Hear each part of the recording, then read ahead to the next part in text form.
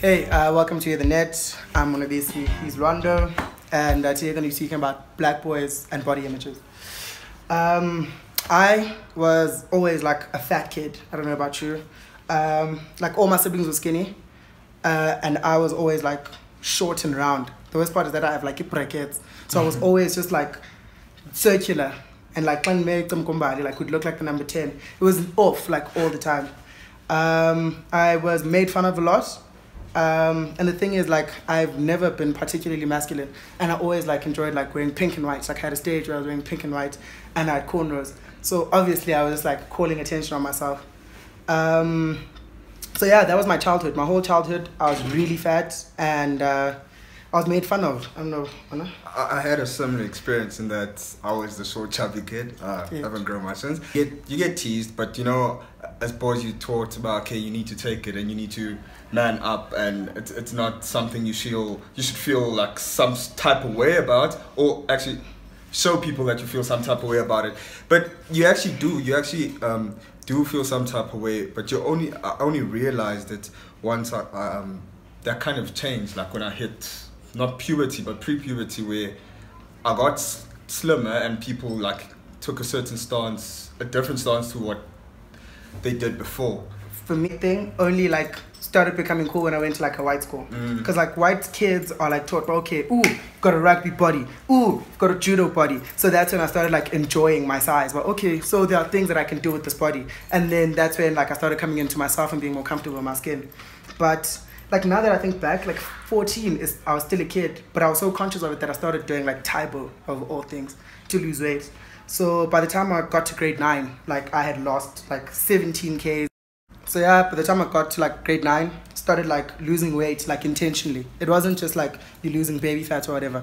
I was in the gym like 5 days a week, and then also doing like school activities. Like now that I think about it, my whole life, like between grade 9 and 10, was dedicated towards like improving my self-image, and it worked. Like I started like going out more, like I started making more friends, and I started like it's so entwined with like your self-esteem that like I started feeling worth like dating. Yeah, because I didn't want to date before. I was like, who's gonna date me looking like this?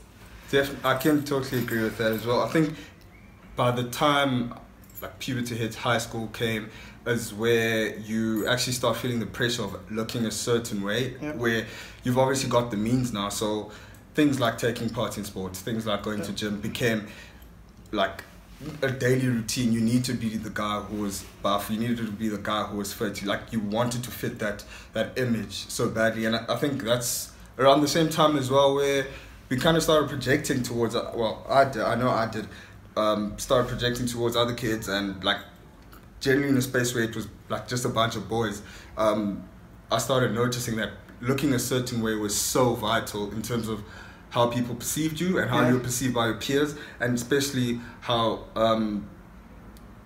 it basically dictated where you fit in the spectrum of exactly. So it was a very important time, and I think as much as I enjoyed being fit, being healthy, playing all the sports, I understand like where the influence might have come from. Maybe I wouldn't be that certain way if I wasn't in certain spaces. And I understand the impact like language had on some of the other boys who weren't physically inclined or had fortunate to be, you know. Because when you're a kid, it's easier for you to bulk up. And I remember like how we used to tease like guys who were like skinnier. Exactly. Because they weren't bulking up at the end of high school and they were skinnier.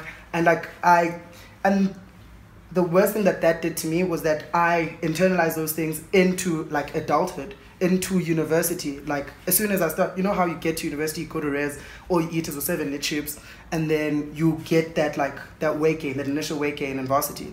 And I think like I haven't been as fit as I was in high school since high school. Like I got into university, got fat, and then you just like get into like all the joys of adulthood, like eating whenever you want, drinking as much as possible.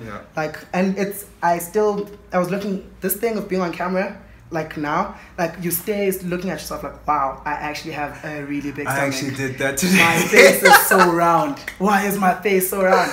So like now I'm conscious about it all over again. Like I'm a grown man, like panicking about how my body looks like, and it sends me into like minor bouts of like sadness or depression or whatever. Because I can feel my body like going against me, like running upstairs, and I can feel that I'm tired. Like I was just telling Peaches now that like I'm constantly sweating. I don't know why how I'm sweating so much. I think my body just wants to exercise, and I think I need to do that. It's so, by the time you leave school, you think, okay, fine, you won't be influenced by the certain people that influence you initially because of your body and whatnot, but that pressure actually stays with you, like more so when you're in a working space and now you have to dress in a certain way as well. Now, you know, it's constantly there, and I think it hasn't left me since. I know I'm in a constant battle of, okay, how do I fit in certain clothes? Do these clothes, like, should I be wearing a certain amount? And as much as I enjoy eating healthy, as much as I enjoy exercise, there's still that pressure of, wow, I shouldn't be this big, or my pants shouldn't fit a certain way, or you know, or I don't want to go over a certain size, exactly. So now I'm wearing pants that are way too tight. It's constantly there. It doesn't leave you. And I think what's more kind of like that's come to light is that boys generally don't speak about the fact that they actually experience. You project that onto women. Exactly. It's a feminine trait to think about how you look all the time. And what size you should be. So what, you know, should you have that big stomach? Should you have? It's a constant thing that we don't speak about. In fact, like it impacts us just as much. It's something that I think if it was spoke about more, we would benefit from it. We'd definitely treat our peers better. Because a lot of hyper masculinities are built especially around your image and how you look, and homies are having kids now, and homies are having kids now, and they are projecting those self images like of themselves onto the kids now, and you constantly have to stop your siblings about how they're addressing their kids, about like, because even the nicknames that kids are getting are based on their size, like, and that plagues you forever. Because then, like, oh, Pombi, no, dude, because you're just bigger than everyone else.